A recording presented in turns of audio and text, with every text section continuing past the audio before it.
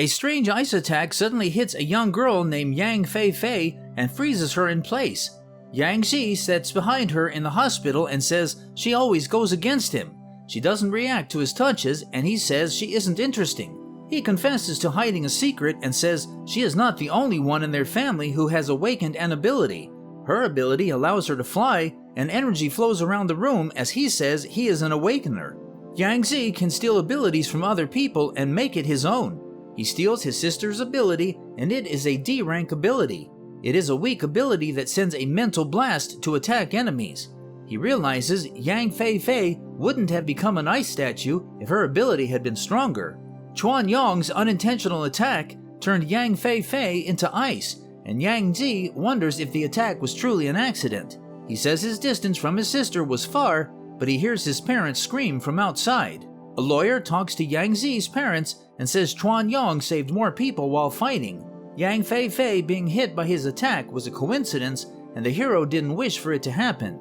Yang Zi's father refuses to sign the documents, and the lawyer leaves with his money. Yang Zi picks up the document and tells his dad that Fei is in a vegetative state. They need the money to maintain her treatment, and Yang Zi adds some conditions. Yang Zi wants Chuan Yong to give face-to-face apology, but the lawyer says it isn't possible because rank heroes are always busy. He adds 100,000 to the compensation money, and Yang Zi signs the document. The lawyer calls Chuan Yong as he leaves the hospital, and Chuan Yong says he will send the money. He wishes he could awaken an ability and says heroes get to enjoy it. Yang Zi sits beside his sister and says he will find out the truth about her attack. He says some awakeners aren't fit to be called heroes and he will change the world. Yang Zi is an intern reporter and he has moved out of his house for the sake of his plan. He arrives at the Ming Yu Society's small area with his luggage and enters an apartment. Ding Lan welcomes him as she introduces herself and she introduces her flatmate, Zhao Ai. She says there is a third girl who hasn't returned and Yang Zi introduces himself. Ding Lan suggests they celebrate because they have a new flatmate, but Zhao Ai refuses because she has to study. Yang Zi says he is tired because he has just arrived and wants to rest. He lies on his bed as he enters his new room and watches a video of a battle between monsters and heroes. Several videos explain abilities and a black cavity suddenly appears in the sky. Monsters pass through the black cavity and appeared in the world. Only hunters with special abilities can stop the monsters from invading, and hunters are given the title of hero. The ability law was created to prevent hunters from misusing their abilities. Only hunters who pass the test and get hero certificates can use their ability. Yang Zi watched the video from where Fei got injured by Chuan Yong. He doesn't find anything suspicious in the video and decides to continue researching the following day. He sees that it's 2:30 in the morning and decides to freshen up before going to bed. The last roommate, Lin Neizu, enters as she is drunk and goes to the bathroom. Neizu throws up in the toilet and Yang Zi asks if she is alright. He wonders if he wants to help her but doesn't want a misunderstanding and calls Ding Lan. He wonders if he wants to help her but doesn't want a misunderstanding and calls Ding Lan. He asks her to help Neizu, but she refuses and says it isn't her first time being drunk. Yang Zi goes to Neizu and carries her. He realizes she is an awakener and she has an ability called Big Brain. It boosts the brain for a short time and increases thinking and calculating speed. The owner doesn't know she has the ability and Yang Zi takes it as he says he will repay her in the future. He steals her ability and wonders if he can combine it with the previous one. Yang Zi holds two abilities in his hand. The system asks if he wants to fuse the Big Brain and Mental Blast abilities because they are mental spirit abilities. Yang Zi agrees to fuse them and the system successfully fuses them. It forms an ability called Super Brain and his mental ability increases while using it. He realizes he can use it for the video to find some evidence. Yang Zi is sleeping in his room and someone knocks on the door. Neizu thanks Yang Zi for helping her the previous night and realizes she looks innocent. He tells her not to worry and introduces himself. He asks her if she feels alright and she tells him not to worry about her because she is used to it. Fan Peng, who is Yang Zi's friend, walks into the building to see Yang Zi and is shocked to see Neizu. He says Yang Zi is dating behind his back and Yang Zi says she is his roommate. Fan Peng behaves as he realizes not everyone can afford to rent a flat for themselves. He introduces himself to Neizu and they shake hands. Fan Peng is an awakener with a single-hand photo that takes pictures of people and has come to take Yang Zi to the company. They go to Dear Kang Newspaper's building, and Yang Zi uses the super brain ability as he watches the video of the fight. He sees the part of the video where Chuan Yang's movement is weird and wonders what he is doing. Fan Peng hits Yang Zi and asks why he doesn't want to date Nei Zhu. He says he will take her if Yang Zi doesn't want to, and Yang Zi says they are just roommates. Fan Peng says roommates can become intimate and offers to teach him how it works. Several people scream as a monster with an ability appears nearby. The single-eye jellyfish, which is a giant monster that resembles a jellyfish, emerges and brings havoc on the city. The people scream in fear as they see it and begin running away. The giant single-eye jellyfish attacks the city as the civilians panic. They evacuate because it is a B-rank disaster level. A broadcast informs the citizens of the monster's presence and instructs them to head towards the shelter. It instructs the heroes to head out and battle the monster. A strange figure suddenly arrives at the scene of the havoc and emerges from the smoke. He is the hero named Sour Spicy, and he instructs the citizens to stay calm and not worry. The people see Sour Spicy and say he is a B-rank hero. They are happy because he has come to save them, and the single-eyed jellyfish rushes to attack him. Fan Peng watches from the building as he uses his ability to video. The single-eyed jellyfish has high defense and disgusting combat ability. There is a chance for Sour Spicy to lose the fight because of the monster's attack. Fan Peng turns around and realizes Yang Zi isn't in the room. He says Yang Zi is fast at escaping and it's his golden time to earn money using his ability. He uses his ability to video what is happening, and Flame Butterfly, a C-rank hero, arrives. Sour Spicy says he will restrain the monster while Flame Butterfly focuses her attacks on it. Meanwhile, in the hero streaming room, Instructor Zhu and Mao Huang broadcast the monster's attack, and Zhu says Sour Spicy specializes in close combat. He was arrogant when he first started out as a hero.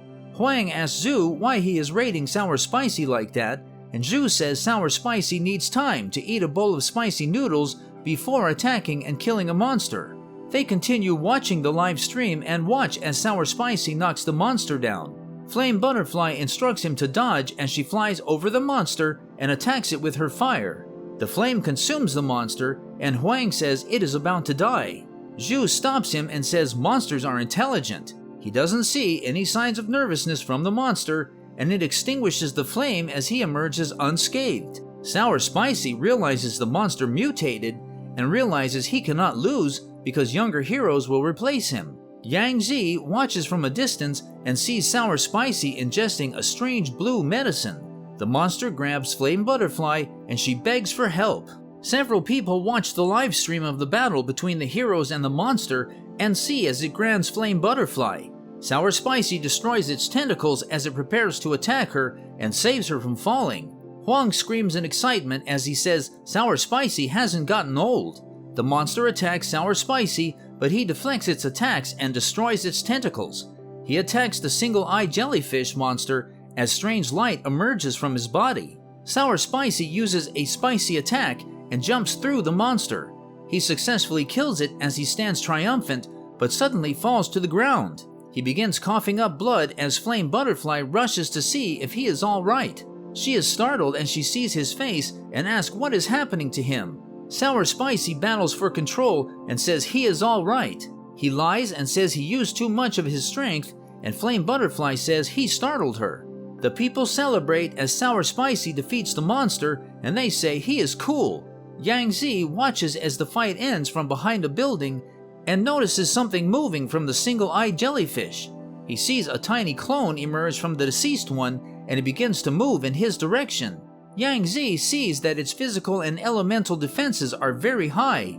The monster says it will take its revenge on the heroes that defeated it and decides to find a host.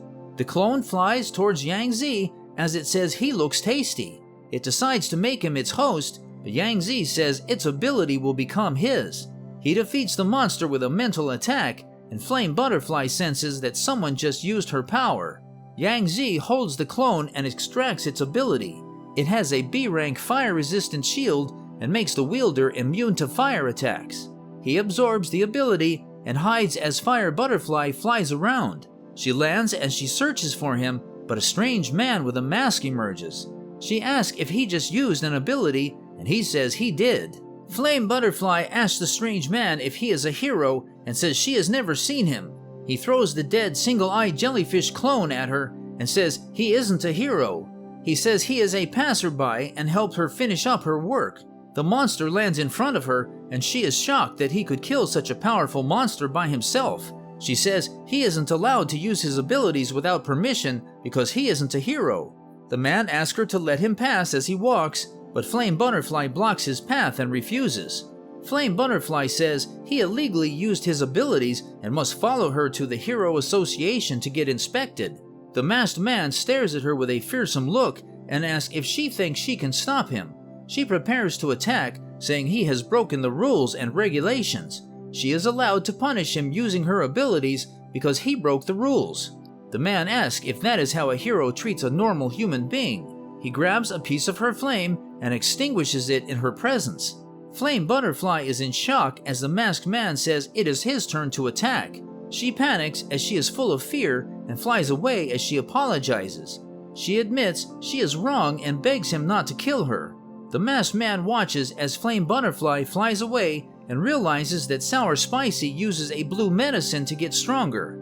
He wonders if Chuan Yong also takes the medicine to enhance his strength. The man takes off his mask and reveals himself to be Yang Zi.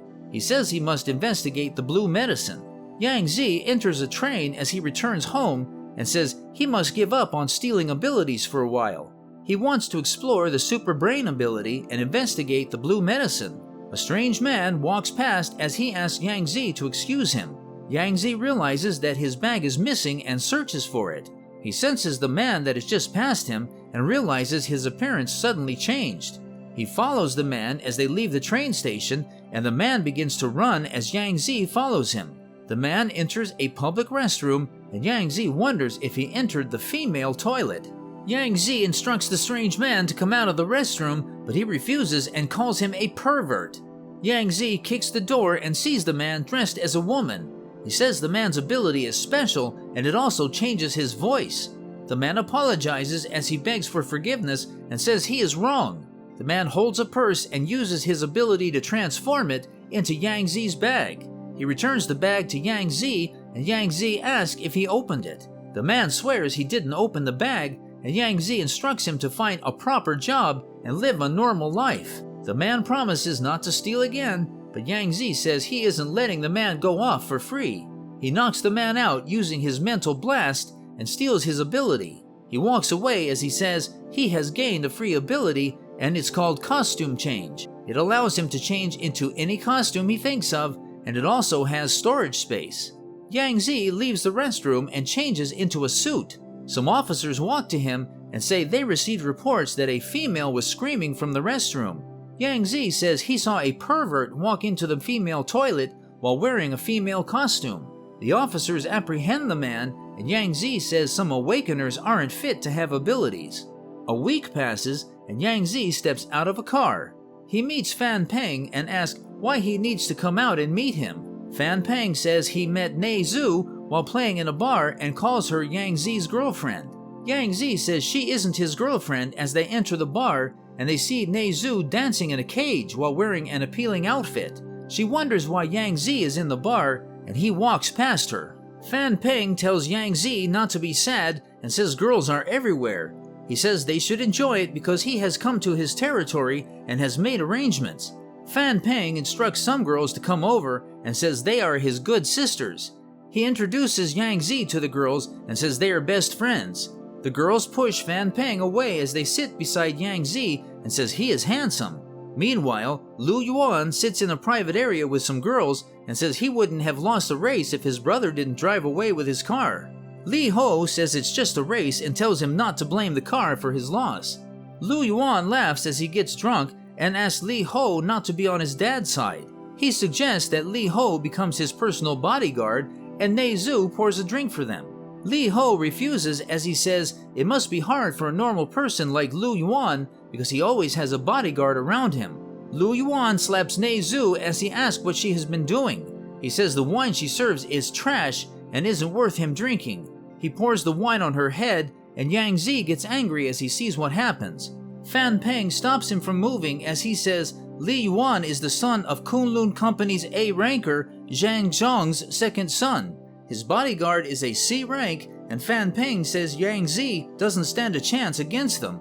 Yang Zi says he is going to the toilet and walks away. Lu Yuan instructs Nei Zhu to drink all the wine on the table as an apology, and some guards force her to drink the wine. Yang Zi emerges while wearing his suit and pushes the guard away. Li Ho asks Yang Zi who he is, and Yang Zi says he wants to trade with Lu Yuan. Li Ho suggests that they leave, but Lu Yuan throws a bottle at him and tells him to get lost. Yang Zi says he will beat Li Ho senselessly if he stops him from talking to Lu Yuan, and Li Ho prepares to fight. The end. Thank you for watching. Check out these other videos and make sure to subscribe and tap the bell to be notified about our latest videos. See you next time.